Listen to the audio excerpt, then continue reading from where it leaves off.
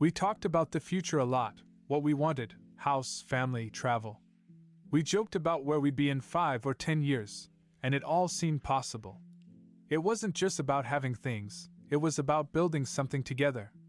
But looking back, I realized now I was already getting too caught up in the idea of success. In making sure I was providing, in achieving more, in becoming someone worthy of her. I remember telling her once that I wanted to give her everything. I told her, I'm going to work hard for us. I'll make sure we never have to worry about money. She smiled and nodded, but I think she saw through it even then. She wanted me. Not just what I could give her. She wanted me. And somehow, I didn't see that at the time. At the beginning, it was easy. We'd go on dates, make plans, enjoy the little moments. I thought, this is it. This is the life I want. But I was so fixated on building something bigger that I didn't notice how much of me was slipping away in the process. And I didn't notice how much of her was slipping away too. I kept telling myself, once I make it, once I get to this point, we'll have it all. We'll have the time, the freedom. We'll be happy. But I was already starting to take her for granted. I didn't realize how much I was losing by not being fully present, by thinking that success was enough. I didn't know then how big of a mistake that was. At first, everything felt like it was going perfectly. The honeymoon phase, they call it. It was like we were in our own little world, so happy, so in sync. We'd laugh about nothing, go on spontaneous trips, talk for hours about the future. I thought to myself, this is it. This is the life I've been working for. But somewhere along the way, I started to slip. Not physically, but mentally, emotionally. I started to pull away in ways I didn't even realize. The problem was, I was too focused on building our future, and not enough on living in the present. I spent more time thinking about how much money I could make, how I could level up in my career, than I did on just being with her. She was there, and she was amazing, but I was always thinking about the next thing, the next goal.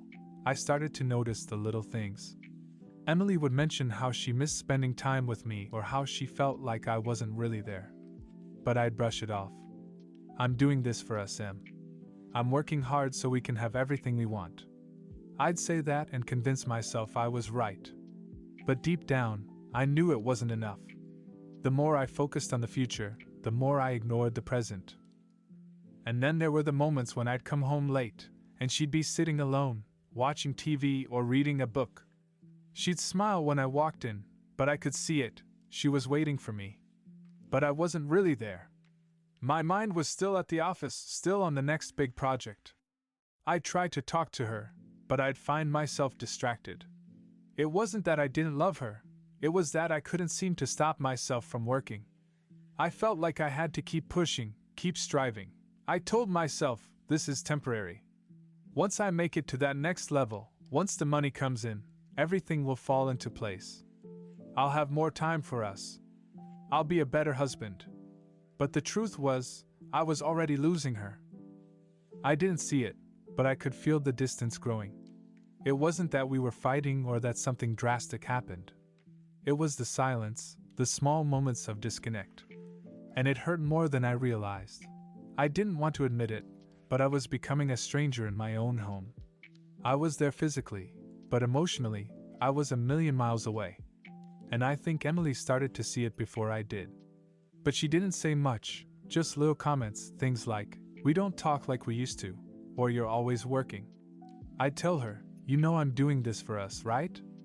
For our future. But inside, I wasn't sure anymore.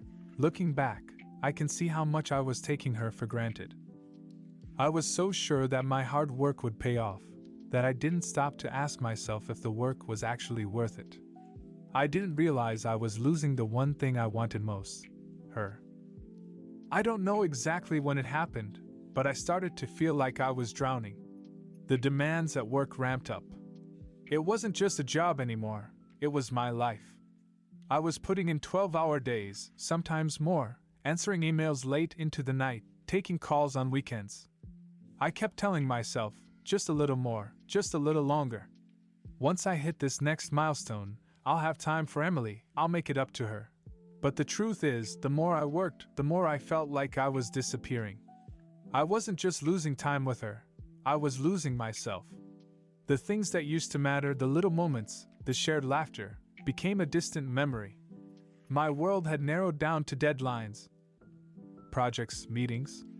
And no matter how hard I tried to tell myself it was for the best, deep down I knew I was missing something important.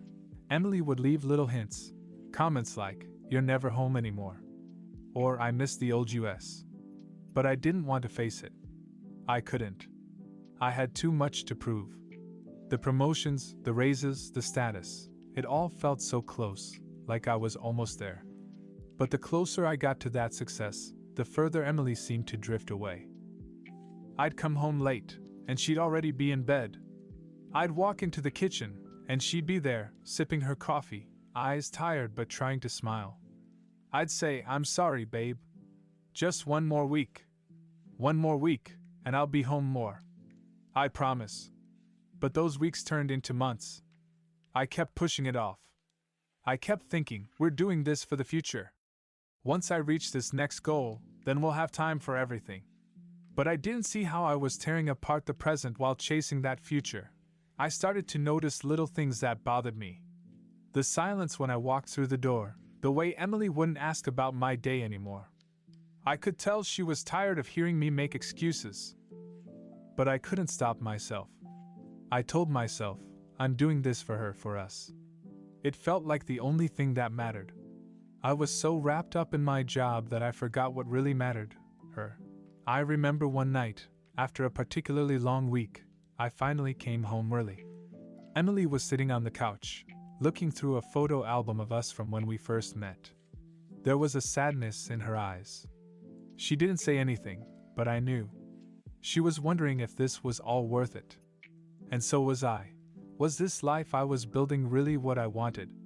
Or was I just building a monument to my own ego? I kept justifying it, kept telling myself, we'll get there. Once I'm successful, I'll make it right. I'll show her how much I love her. But I was fooling myself. I had to face the truth. I was so obsessed with becoming someone else, with becoming successful, that I'd forgotten to be the man she needed me to be in the here and now.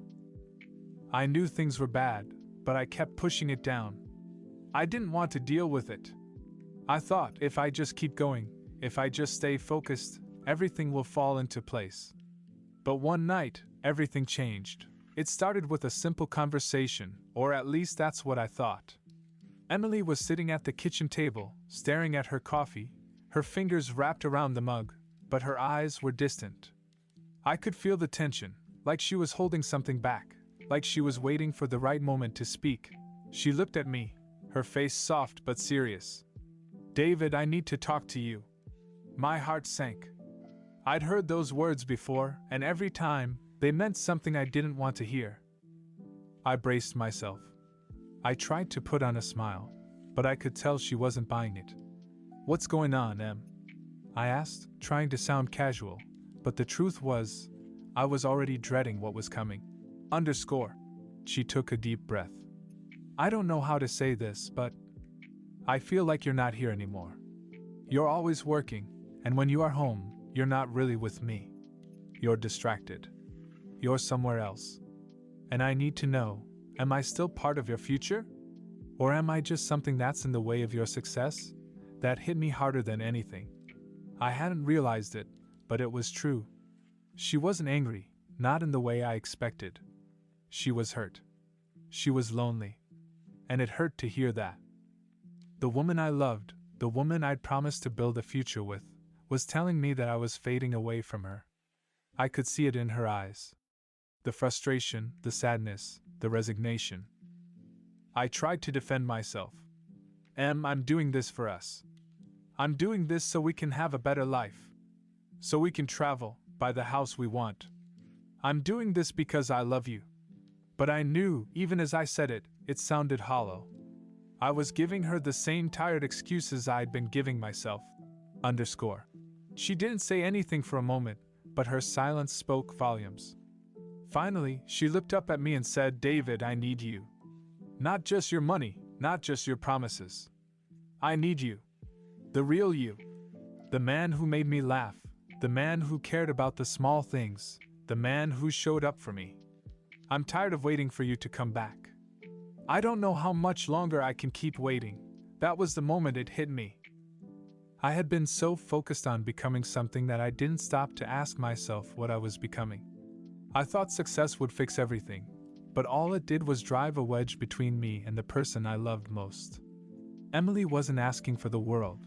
She was asking for me to be present, for me to care about the here and now.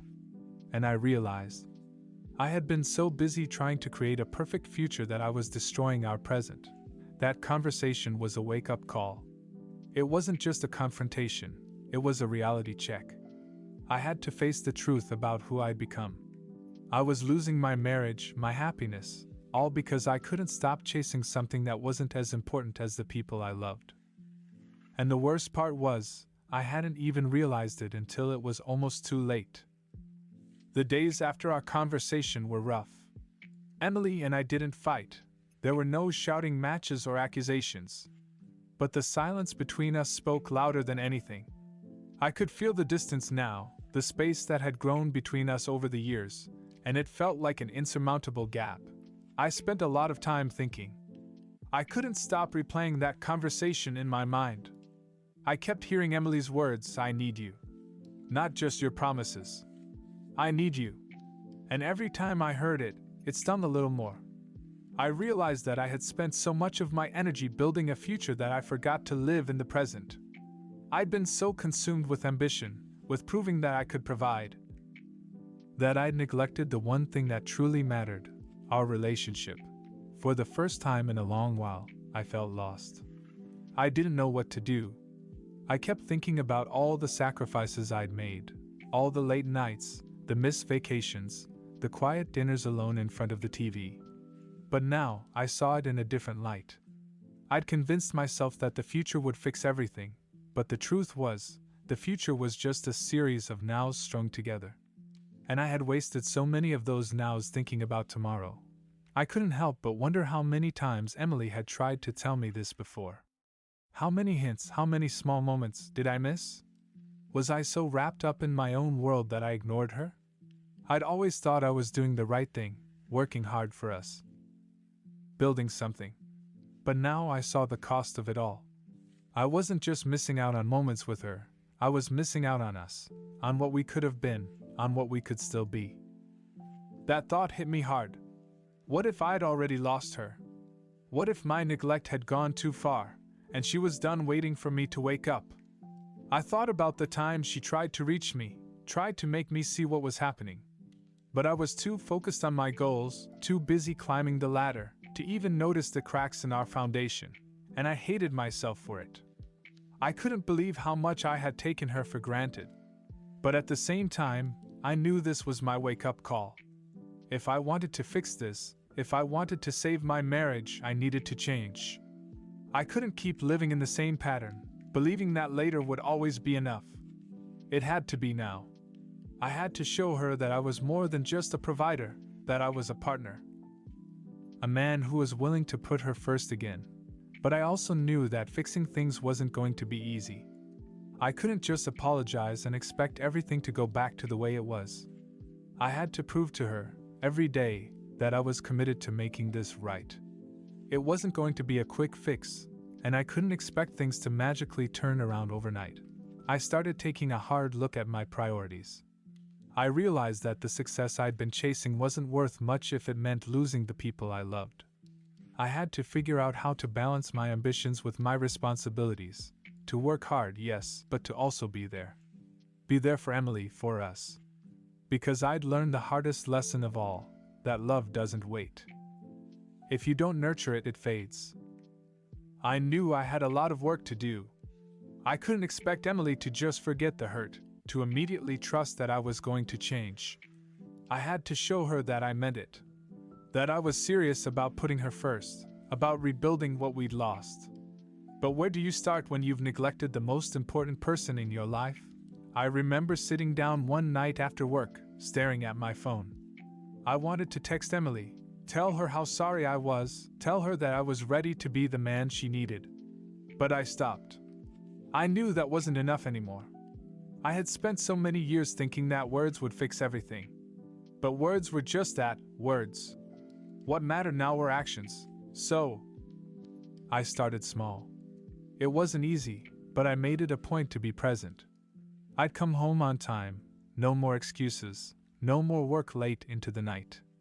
I'd set my phone aside, put away the laptop, and just be with her.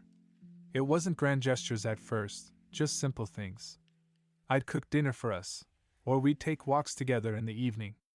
Things that I'd stopped doing because I was too busy. But those small moments were the ones that began to rebuild the trust, the connection. Emily didn't trust me right away. And I didn't expect her to. For a while, she was quiet, almost distant. I knew she was testing me, seeing if I would really follow through. And I didn't blame her. I had broken that trust. And it wasn't going to come back overnight. There were days when it felt like we were just going through the motions. I could tell she was still hurt, still unsure if I'd really changed. And those days were tough. There were times when I felt like I was pushing a boulder up a hill, when I doubted whether I could truly fix this. But I kept going.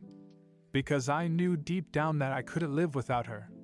That all the success in the world wouldn't matter if I didn't have her by my side. I started to notice the difference in the way we were communicating. Emily started opening up again, sharing her thoughts, her concerns. At first, it was about small things, what happened at work, what we were going to do on the weekend, but over time, it became deeper. She started sharing her feelings again, and for the first time in a long time, I really listened. One night, after a long conversation, Emily looked at me with tears in her eyes and said, "I'm starting to believe you again. I see you trying. I see you putting in the effort." And that meant more than anything. It wasn't about what I'd done or what I'd promised. It was about showing up, consistently, day after day. And for the first time in a long while, I felt like I was really with her again.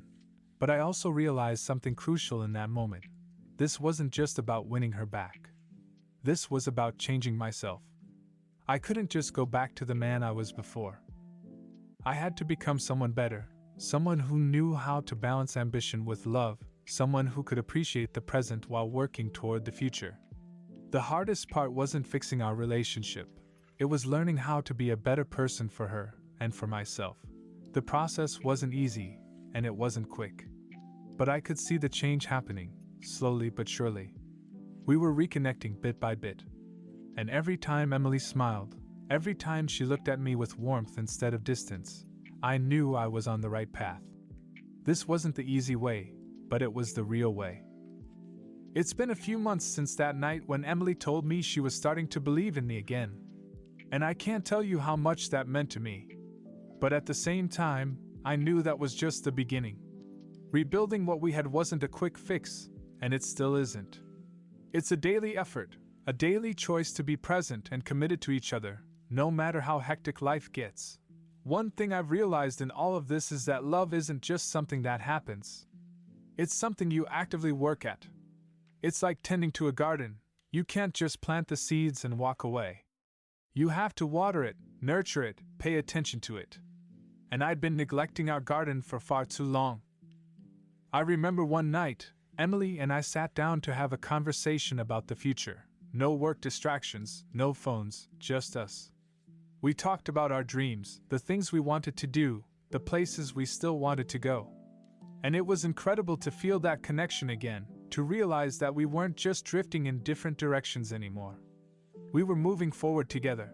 I've also started to reframe my priorities. It's not about working harder or longer anymore. It's about working smarter, creating space for the things that truly matter. I've set boundaries at work. No more late-night emails. No more weekend meetings unless it's absolutely necessary.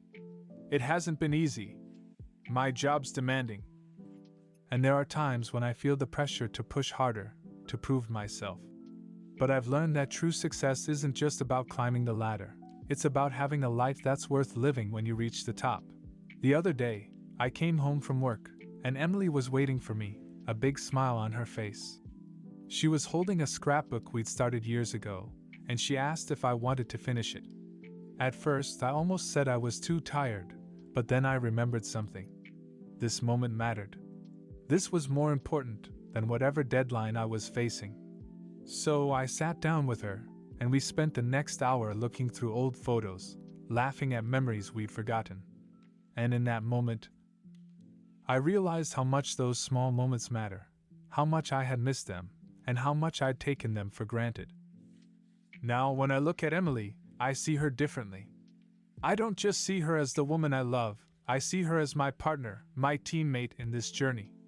We've been through the tough times, and we've come out stronger because of them. But I also know that those moments of connection, those quiet nights, those shared laughs, are just as important as the big goals I've set for myself. And Emily? She's different too. She's more open with me now, more trusting. She knows that I'm here, truly here, and that I'm not going anywhere. We've learned how to communicate better, how to meet each other's needs without expecting perfection. There's an understanding between us now that didn't exist before. It's not just about surviving anymore, it's about thriving together in all areas of our lives. But the real lesson I've learned through all of this is that balance isn't a destination, it's an ongoing practice. It's not something you achieve once and then forget about. It's something you have to work at every day. You have to keep showing up, you have to keep choosing each other, you have to keep finding ways to be present. That's how you build something that lasts. And I'm not perfect. There are still days when the pressure of work threatens to pull me away, when I feel like I'm being stretched thin. But I've learned to recognize those moments, to stop myself before I go down that same old path. Because I know now that the life I really want, the life I've always dreamed of, isn't about success, it's about love. It's about the people you share it with and the moments you create together. So now, every day, I'm choosing to be present. I'm choosing Emily. And in doing that, I'm choosing a life that's far richer and far more fulfilling than anything I could have ever achieved alone. It's been almost a year since everything started to change for us. Looking back now, it feels like a lifetime ago, like someone else's story. The man I was, the one who thought success was the answer to everything, seems so far removed from who I am today. I'm different now, and so is our relationship. It hasn't always been easy. There are still days when life gets overwhelming, when work demands more than I'd like, when I can feel that old temptation to lose myself in the grind. But now I'm more aware of it. I recognize the warning signs, and I know what's at stake. I don't want to make the same mistakes again. The truth is, the things that used to matter so much to me, the promotions, the recognition, the numbers on a paycheck, they don't hold the same weight anymore. I still care about my career, I still want to succeed, but I've learned that success without love, without connection, isn't success at all. What good is reaching the top if there's no one to share it with? Now, when I come home, it's different. Emily and I spend our evenings together, whether it's talking about our day, cooking a meal together, or just sitting in silence with a cup of tea. There's a peace between us that I can't describe.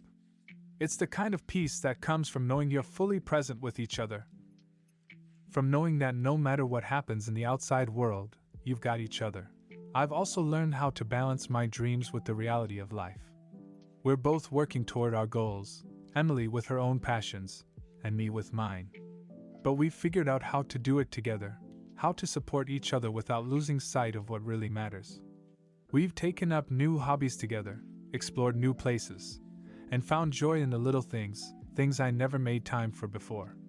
It's amazing how much richer life feels when you're not constantly rushing towards something, when you can just be with someone.